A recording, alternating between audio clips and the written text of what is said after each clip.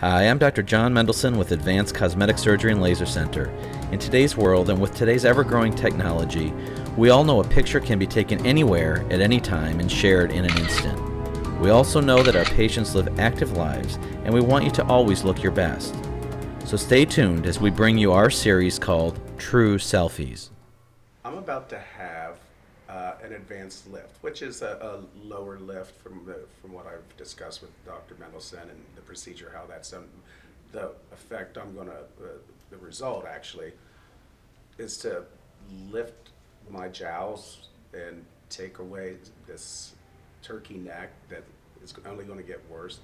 And I expect probably that I will look as old as I feel, which is not 50, which is strangely enough because I used to do hair on 50-year-olds in 1989 and they looked 70. So thank goodness for evolution. But I think that I'm just gonna, it's gonna match my spiritual age, which is probably 20, 25. And so that's what I'm out for, just to have it match how young I feel inside, how I perceive myself, how I carry myself. And it's just going to be more youthful. It's refreshed. Dr. Mendelsohn called it cleaning me up, and I think that's exactly what it's going to do. Just clean me up and give me back the 10 years to take me to where I want to, how I feel, and align it with my self, my spiritual self, my intelligent self, my all of those things. And I think I'm excited for the result. I'm excited that it's going to have it's going to match my self-esteem, because I think I have high self-esteem until I look in that mirror after 35 years again and see that, the curtains need to be lifted a little bit so I can still wear my skinny jeans at 50 and a turtleneck. So I'm really looking forward to the result and how it's going to make me feel ultimately. It's going to align everything. I'll be perfectly centered, and for that I'll be thankful. So Specifically for Matt is a man, and in men we do things a little bit differently. Of course, in women, the marking and the incision that we're going to make is inside the tragus. This is the tragus, the bump on the ear here. We make an incision inside this area for women. For men, most of the time, we'll place it pre-tragal. And what do I mean? If I push the cheek up, there's a little crease right in front of the tragus. That's where we're going to place the incision. Why do we do that? Well, we do that because in men, we have a beard. Just in front of the ear, there's a little area here where the beard doesn't grow. So if we make an incision inside the ear canal, we may be moving the beard back into that ear canal.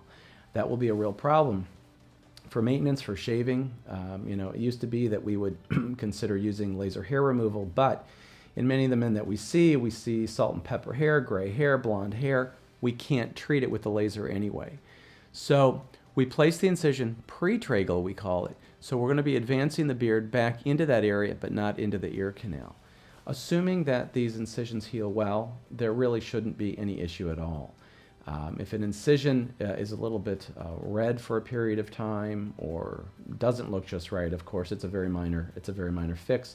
But any time that we can place an incision between a hair-bearing area, in this case the beard, and a non-hair-bearing area that is right in front of the tragus, that marking, our eyes as humans don't pick that up. So it's a perfect place to hide incisions and hide scars. So that's one thing that's a little bit different that we had to review with Matt regarding his advanced lifting procedure. However, Matt does have the benefit of having undergone his upper blepharoplasty, his eyelid procedure in the past. And frankly, this procedure is no different. The advanced lifting procedure will take under an hour in Matt to perform, and while his blepharoplasty probably took about 20 minutes. So it's a little bit longer, but it's very similar. We're going to give Matt the same cocktail, Valium, and some other goodies. He'll be very relaxed. We'll take him back to the operating room. We will go ahead and mark where the incisions will be, and as I mentioned, they will be made pre-tragal. We will localize the area. That means we'll numb it up with a little bit of lidocaine that contains epinephrine. What does that mean? That means that the lidocaine numbs the tissue virtually instantaneously, much like a little mole or a skin cancer.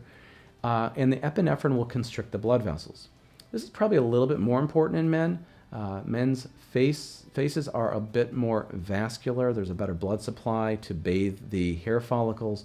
And so we'll probably wait about 10 minutes after we inject, just to allow the constriction of those vessels. We have less blood flowing to the area, and therefore we can make this more of a bloodless surgery, which of course we want. By doing that, it eliminates the need for tubes and drains. We don't need dressings for extended periods of time, and it will just be an easier recovery overall with less bruising. And in regards to probably what the unknown of this is, because I have had my eyelids done, you go into that with the unknown and end up having a wonderful positive experience because I went into it positively. I think it'll be curious to know what it's like to have to sleep sitting up for 3 or 4 days, to have my, head bandaged, to have, actually the procedure itself done, and I think I will be in twilight, which means I'm half awake or something like that. So to be kind of semi-consciously aware of what's happening to me while it's happening to me, I think that should be an interesting, notion. But it was like that with the eyes. So this is just a little more skin. So, and again, the post surgery, I'm anticipating it to be pretty smooth based on what I've discussed, and I'm sure whatever discomfort I have, there's certainly something in a pill form that will take the edge off of that. I'm again more curious how it is to sleep sitting up, but I'll get through that. Some of the differences that we reviewed with Matt regarding his advanced lifting procedure versus his eyelid procedure back in his 30s are the following. We basically, it's a very similar process. The difference is with a blepharoplasty, with an eyelid procedure, it's very difficult to hide that. I mean, if you wear glasses or sunglasses, you can hide it. With Matt, I think he went back to work. He probably went back to the salon, following his blepharoplasty anyway, because it's the industry he's in. He's okay. He's confident with himself, and he's not hiding anything.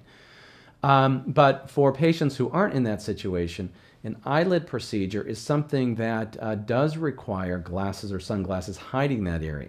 That's how we communicate, by looking at each other's eyes. So that's the benefit of the procedure long term, is that you look more refreshed.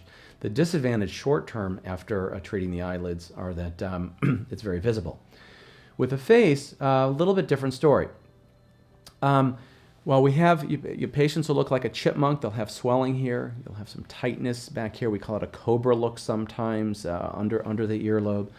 But there typically isn't much bruising, but there is some swelling.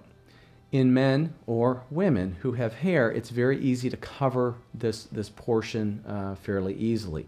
So you can get back to normal things, going grocery shopping, be it out and about, taking a walk, without people looking at you, like you've just had something done. That being said, you're going to feel some tightness. It's going to be difficult to chew. We don't want you doing Pilates and yoga. We want for you to follow our instructions, and assuming that is satisfactory, then you should have a good outcome. With Matt, I told him he can go back to work when he's ready. I trust him a lot as a patient to do the right thing, to follow the instructions.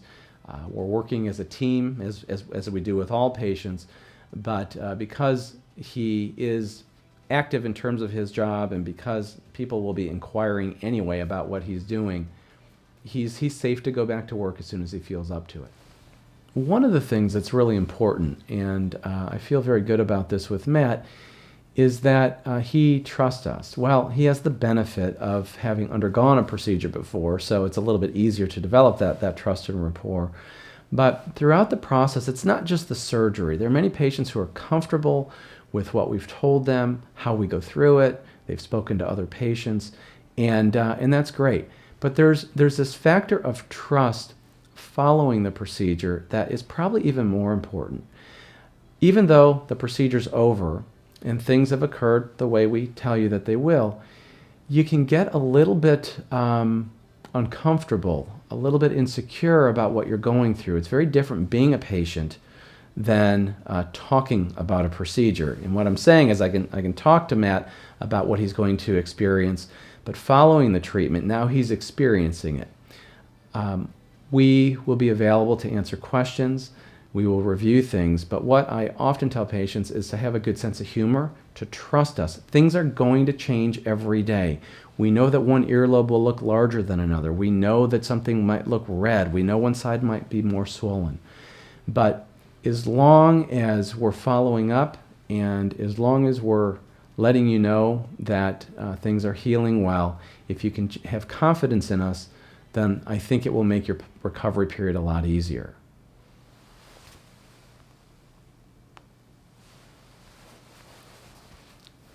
Hi, I'm Dr. John Mendelsohn with Advanced Cosmetic Surgery and Laser Center. In today's world and with today's ever-growing technology, we all know a picture can be taken anywhere at any time and shared in an instant. We also know that our patients live active lives and we want you to always look your best. So stay tuned as we bring you our series called True Selfies.